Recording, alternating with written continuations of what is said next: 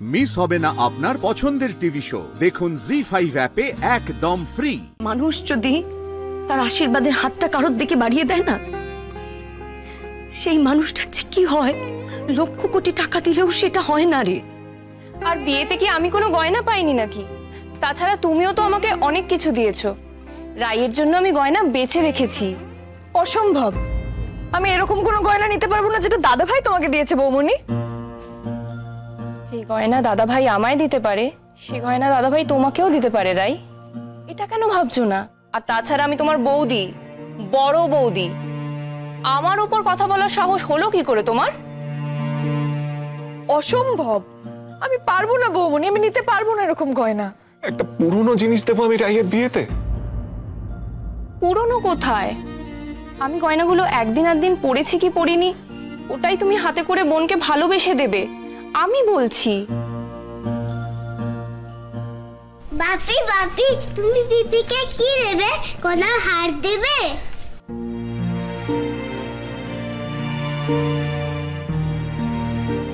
শোন, আমার যদি সামর্থ্য থাকতো না, তোমার পিপির পুরো বিয়ের দায়িত্বটা আমি নিতাম।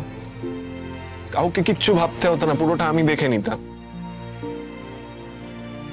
দাদা ভাই, আমি কিন্তু তোকে কিছু একটা বলতে গেছিলাম, তুই আমার কোনো কথা শুনছিস না। আমি কিছু একটা চাই তোর কাছে। আমি তোকে কি দিতে পারবো? আমি একটা অক্ষম অপদার্থ লোক। তোর বৌদির দয়া করে দেওয়া গয়না আমাকে দিলে আমি তবে তোকে আশীর্বাদ করতে পারবো। দয়া করে না, ওই গয়নাগুলো তো আমাকে তুমিই গড়িয়ে দিয়েছো। তোমার সম্পূর্ণ অধিকার আছে ওই গয়নাগুলোয়। এমনই অক্ষম লোক আমি, একদিন যে গয়না আমি তোমাকে গড়িয়ে দিয়েছিলাম সেই গয়না তোমার থেকে ফিরিয়ে নিয়ে আমার বোনকে দিতে হবে। হ্যাঁ, বারবার অক্ষম অক্ষম বলিস কেন রে বিক্রম নিজেকে? তোর অ্যাক্সিডেন্টে তোর নিজের কি কোনো হাত ছিল নাকি? তাই না তাই তুই এরকম বললে আমাদের কষ্ট হয় না বুঝি? তুই যে কতটা সক্ষম ছিলিস সেটা তো আমরা সবাই জানি। দাদা ভাই, তুই আমার কথা শুনবি না তো? তুই এটাই ঠিক করেছিস। সেই তো দিদিভাই কখন থেকে একটা কথা বলার চেষ্টা করছে, তুই। আচ্ছা, নীলু কেন কোনো কথা বলছে না রে? কেন মুখটা নিচু করে চুপ করে বসে আছে? আগে তো এইসব বিষয়ে সব থেকে বেশি কথা বলতো ওই। তুমি নীলুকে যা বকাবকি করেছো, নীলু এখন ভয়ই পাচ্ছে যে আরো কিছু কথা বললে আবার বকা না খায়। থাক না বৌমনি, থাক। কেন? যা সত্যি তাই তো বলছি, তুমি তো এই কারণেই চুপ করে আছো। আচ্ছা নীলু, নীলু শোন শোন শোন শোন, আমি একটা অক্ষম অপদার্থ মানুষ। আমার ভেতরের যত জ্বালা, যত বিষ আমি সারাক্ষণ শুধু উগড়ে দিতে চাই, কিন্তু কার উপর উগড়বো? কারা আছে যে আমার অত্যাচার সহ্য করবে? কার অত দায়? তোদের উপর উগড়ে দিই রে। তোরা তো আমার নিজের লোক,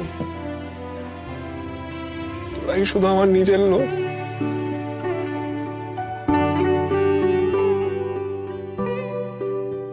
আজকে হয়তো আমি ভালো আচরণ করছি, কিন্তু পরক্ষণেই হয়তো আমার ভেতরকার পশুগুলো কোথা থেকে জেগে উঠবে আর আমি পাশবিক আচরণ শুরু করে দেব। বিশ্বাস কর, বিশ্বাস কর নীলু। তারপরে আবারই মুখ ফাটানো কষ্ট হয় ওর পরে। পারি না।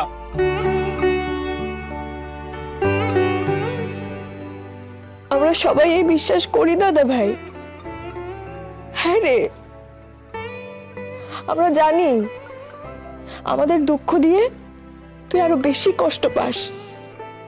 তুই আমাদের কষ্ট দিলে ভালো থাকলে সেটা একরকম কথা, তুইও তো আমাদের আঘাত দিয়ে ভালো থাকিস না দাদা ভাই। তবু তো তোদের আঘাত দেওয়া থামাতে পারি না রে। আর সব থেকে বেশি আঘাত দিই মিষ্টিকে, আমার বউটাকে। মিষ্টি দয়া করে আছে, আর আমি চাই মিষ্টি এই বাড়ি ছেড়ে চলে যাক। তাই ওকে আরো বেশি করে কষ্ট দিই আমি। মিষ্টি এমন নাছোড়বান্দা মেয়ে, ও কি আর কোথাও যায়?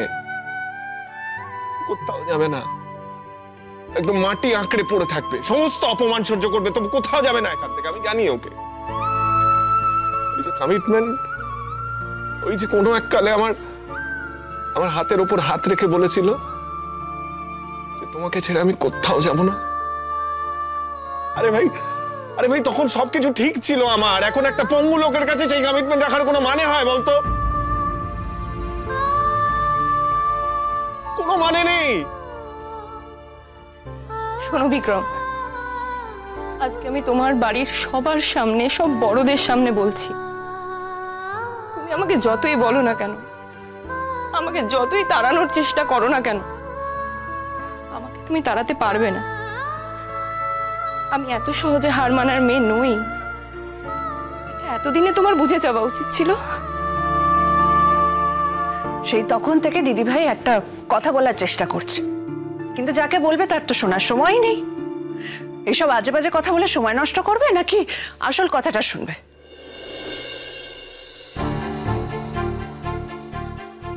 নীলু, বোন আমার উপর রাগ করিস না বোন।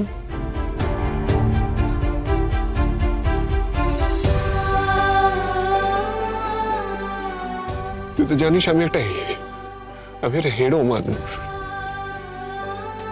আমার শরীর ভর্তি বিষের জ্বালা, আমি বিষের জ্বালায় সারাক্ষণ ছটফট করি। আর সুযোগ পেলেই সেই বিষ আমি অন্য মানুষের উপর উগড়ে দিতে চাই। তাই তো তোকে আমি এমন কিছু কথা বলে দিয়েছি যে কথা কোনো দাদা তার বোনকে কখনো বলতে পারে না। আমাকে ক্ষমা করিস বোন, আমাকে ক্ষমা করিস বোন, আমাকে ক্ষমা করে দেব। আমার কিন্তু আর ভালো লাগছে না।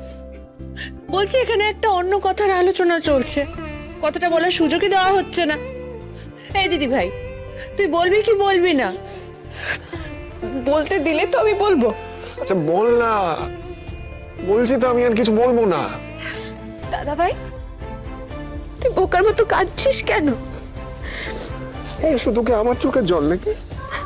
তোদের কারো চোখে জল নেই আর সবার চোখে জল নেই?